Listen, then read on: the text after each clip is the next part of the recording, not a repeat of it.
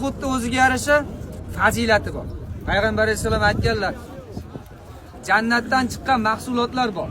Masalan, Ka'bani burchagida turgan Hajarul Asvad dunyo mahsuloti emas, jannatdan chiqqan. Hayvonlardan-chi? Hayvonlardan. Qo'y, tuya chiqmagan, qo'y chiqqan. Daryolardan ham bor. Daryo, jannatdan chiqqan daryo bor. Qiyomatda mahshar maydonidagi Kavsar suv. Inna a'toyna kal Kavsar. Jannatdan chiqqan Kavsar Rasululloh biz sizga berdik. Hozir dunyoda oqib turgani Nil, Furot, Jayhun va Sayhun degan daryolar jannat daryolar. Tog' Uhud tog'i jannat tog'. Uni payg'ambar alayhisalom aytgan. Bu tog' jannat tog'i degan. Uhud bizni yaxshi ko'radi. Biz ham Uhudni yaxshi ko'ramiz degan. Endi qarang. Bu joyga kelishimizni asl maqsadini aytaman sizlarga. Uhudni tafsilotini bilasiz. Uhud jangi bo'lgan.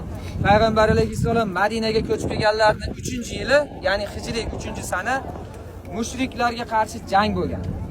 Jang bizga shu narsani o'rgatadiki, agar Rasulullohga ergashsa nima bo'ladi? Agar Rasulullohga osiy bo'lsa nima bo'ladi? Shu narsani